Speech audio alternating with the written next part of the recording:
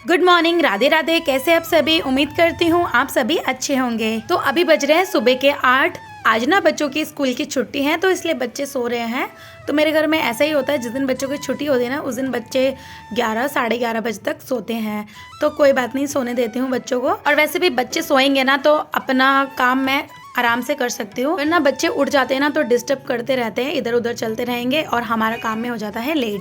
तो आज ना मम्मी घर पर नहीं है, मम्मी गए हुए हैं मेरे नंद के घर पे, क्योंकि मेरी नंद की तबीयत थोड़ी ख़राब चल रही है। तो इसीलिए तो जब से दादी हमें छोड़कर गई है ना तो इसलिए नीचे मुझे आने का मन ही नहीं करता, तो मैं नीचे आती ही नहीं हूँ। नीचे वाले जो रूम है इधर मम्मी ही क्लीनिंग वगैरह करती हैं। तो आज मम्मी घर पर नहीं है तो इसलिए आज मैंने करा।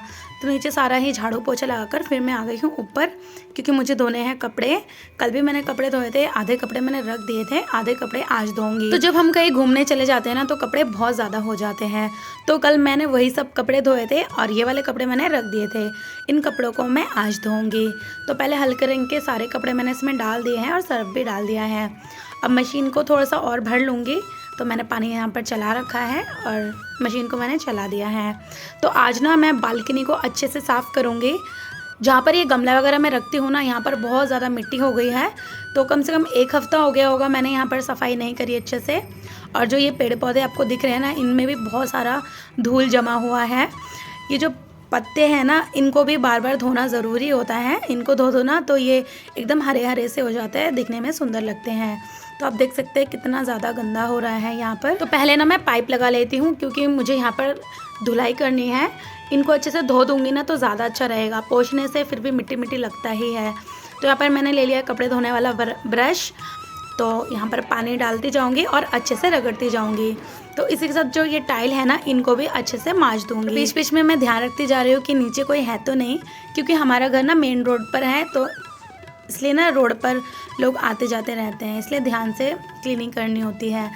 तो लीजिए, वहाँ पर मैंने अच्छे से धो दिया है। अब ये जो पेड़ पौधे हैं ना, इनको भी अच्छे से धो लूँगी। पत्तों को इस तरीके से हल्के हाथों से रगड़ दूँगी। तो आप देख सकते हैं कितना ज़्यादा मिट्टी निकल रहा है इन पत्तों में से भी।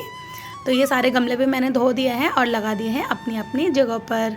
अब बस सामने वाला गमला रखना बाकी रह गया है। तो यहाँ पर ना थोड़ा सा और साफ़ कर दूंगी। थोड़ा सा मुझे गंदा सा लग रहा था, इस जगह को मैंने थोड़ा सा और साफ़ कर दिया है। अब इसमें गमला रख दूंगी। और ना ये वॉश बेसिन जो है ना, इसमें जो ये नल है देख सकते हैं बहुत ज़्यादा काला पड़ गया है।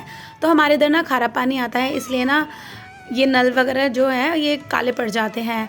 तो इसमें मैंने डाल दिया है हारपिक डालकर ना इसको अच्छे से रगड़ दूंगी। तो इसको ना 1 से 2 मिनट आप अच्छे से रगड़ देंगे ना ब्रश से, तो एकदम ये चमक जाता है। तो ऐसा नहीं है कि आपको मतलब हारपिक डालकर रगड़कर कुछ देर छोड़ना है, ऐसा आपको बिल्कुल नहीं करना। अगर आप ऐसा करेंगे तो नल काले पड़ जाएंगे। तो आपको क्या करना है, बस हारपिक डालकर रगड़ना है और जब ये अच्छे से छूट जाए ना, उसके बाद आपको हैंड टू हैंड धो देना है, जैसे कि मैंने यहाँ पर धो दिया। तो आप अभी देख सकते हैं पहले से कितना ज़्यादा साफ़ हो गया है ये नल। अब ये जो वॉश बेसिन है ना, इसमें भी चारों तरफ हारपिक डाल दूंगी और कपड़े धोने वाले ब्रश से अच्छे से रगड़ लूँगी।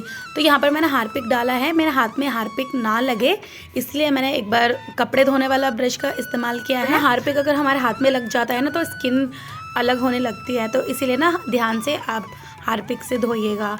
तो लीजिए, अच्छे से मैंने धो दिया है। वॉश बेसिन बहुत ही अच्छे से चमक गया है और अब आ गया है मशीन का बुलावा। तो जो कपड़े हो गए हैं उनको निकालूंगी मैं। तो इनको निकाल कर मैं साथ ही साथ ड्रायर में डालती जाऊंगी। यहाँ पर ना मैं कपड़ों को निचोड़ नहीं रही हूँ, सीधा कपड़ों को उठाकर ड्रायर में डालती जा रही हूँ। और जो ये मशीन का पाइप है ना, ये मैंने अभी ऊपर कर रखा है, वरना जितना भी सर्फ का पानी है सारा निकल जाएगा। तो अब मैंने ड्रायर चला दिया है और ड्रायर में से ये जितना भी पानी निकल रहा है ना, इनको मैं फिर से मशीन में डाल दूंगी। तो जब हम हाथ से निचोड़ते हैं ना कपड़ों को, इतना सर्फ का पानी नहीं निकल पाता। अगर आप ड्रायर में ड्रायर कर सर्फ का पानी इस तरीके से निकालेंगे तो बहुत सर्फ का पानी निकलता है। तो इसको दोबारा मशीन में हम डाल सकते हैं। तो मैं तो इसी तरीके से कपड़े धोती हूँ। अब आपकी मर्ज़ी है, आप अपने हिसाब से कपड़े धो सकते हैं। अगर आपको ये तरीका अच्छा लगे तो आप इस तरीके से भी धो सकते हैं। तो मैं जैसे धोती हूँ तो वो मैंने आपके साथ शेयर किया। तो लीजिए, अब सारा जो ड्रायर में से मैंने कपड़े निकाले हैं ना, इसको मैंने टब में डाला और अब इसको अच्छे से खंगाल लूँगी 2 से 3 बार। तो लीजिए, कपड़ों को मैंने अच्छे से खंगाल लिया है, ड्रायर को मैंने अच्छे से धो लिया था। अब मैंने इसमें कपड़े डाल दिए हैं, अब अच्छे से इनको ड्राई कर लूँगी। तो लीजिए, सारे कपड़े मैंने ड्राई कर लिए हैं। अब मैं आ गई छत पर कपड़े सुखाने। बहुत सारे लोग ना बोलते हैं कि इस तरीके से कौन कपड़े धोता है, ड्रायर में से गंदा पानी निकाल कर फिर डाल दिया। तो पानी तो मैंने निकाला है, फिर मैंने उसको मशीन में डाला, फिर कपड़ों को तो मैंने 2 से 3 बार अच्छे से खंगाल लिया ना। तो कपड़े कहाँ से गंदे होंगे। इस तरीके के कमेंट ना ज़्यादातर फेसबुक में ही आता है, यूट्यूब में और इंस्टाग्राम पर ऐसे कमेंट बहुत ही कम आता है। मुझे ऐसा लगता है ना, इस तरीके से किसी को नहीं बोलना चाहिए, सबका काम करने का तरीका अलग होता है।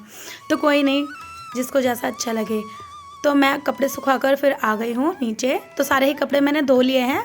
अपना बालकनी में जो ये कोने हैं ना, बड़े ही गंदे हो रहे थे, तो यहाँ पर मैं ब्रश से अच्छे से रगड़ूंगी कोनों कोनों में, उसके बाद अच्छे से वाइपर लगा लूँगी। तो आप देख सकते हैं कितना ज़्यादा गंदा पानी निकला है। टाइल वगैरह ना बहुत गंदे हो जाते हैं, तो यहाँ पर भी ब्रश से रगड़ना बहुत ज़रूरी होता है। तो लीजिए, अच्छे से मैंने वाइपर लगा लिया है।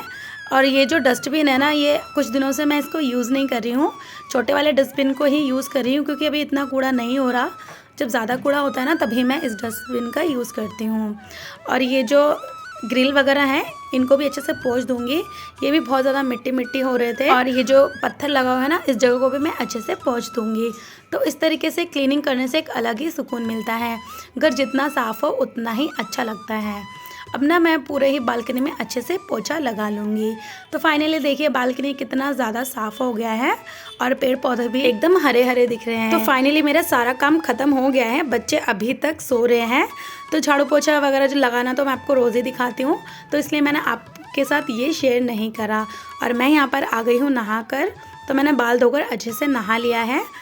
2 दिन हो गए थे बाल नहीं धुले थे, मैंने अच्छे से बाल धो लिए हैं। मुझे ऐसा लगता है ना, जिस दिन हम बाल धो के नहाते हैं तो हम ज़्यादा खूबसूरत दिखते हैं। नहाकर ना मैं सबसे पहले तैयार हो जाती हूँ, क्योंकि जो गृहिणी होती हैं, जैसे कि हम शादीशुदा महिलाएं हैं, तो हमें श्रृंगार करना चाहिए, ये बहुत ज़रूरी होता है।